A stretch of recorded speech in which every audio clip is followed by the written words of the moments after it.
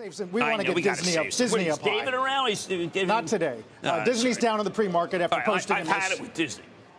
What does that mean? I think the people who are picking on Christine McCarthy didn't even bother to listen to her, the CFO.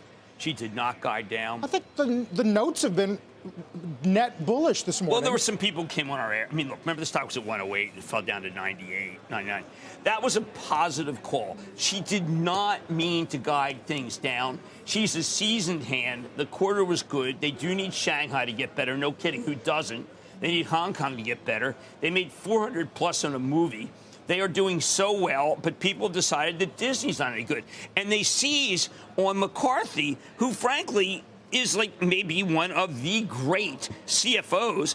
And she says it's ridiculous. Ridiculous that people think she guided down. Now, she stayed after Iger left. She's talking about a robust content lineup. If you want to sell Disney, now my charitable trust is frozen on it, but if you wanted to sell Disney, and we're going to tell people to buy it, that was a great conference call, and the stock was up.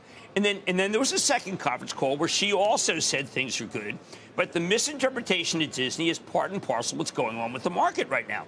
Is that you could say, you literally could say that Beyond Meat, let's say Beyond Meat had done well, which by way of they did. Yeah. People say, well, they did badly anyway. But Disney had a great quarter. It was a great quarter. It was much better than expected on all the lines, and Disney Plus is going to do fine. But the street has decided that Disney said things that were bad. Now, I don't mind. There's so many companies that say things are bad, Dutch Bros. I don't need Disney, which didn't say things are bad, to be sold. Now, if you were to speak to Jim Farley right now from Ford, what Jim would say is, now you downgrade me? How about a 25? I mean, now I almost yield 4. The lineup is better than it's ever been. We're sold through, and now you want to take us down to a double sell? I mean, the downgrade of Capital One and AXP out of Wolf today is based on a now 80% chance of recession in their view. That's what's changed. Capital One has they raised their credit card rates, and I don't care for that stock. American Express is doing quite well, and they have this big Gen Z component.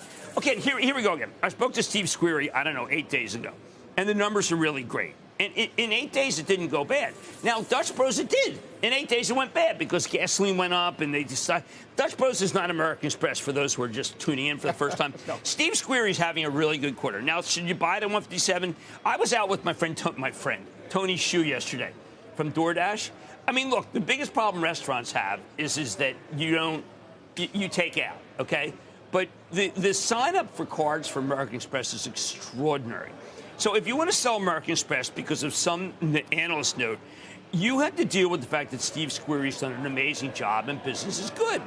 But right now, business is good, business is bad, sell it. That's where we are.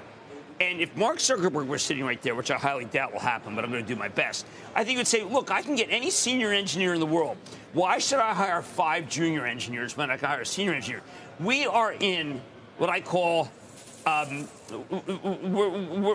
out of the great resignation period. Oh yeah, that just ended.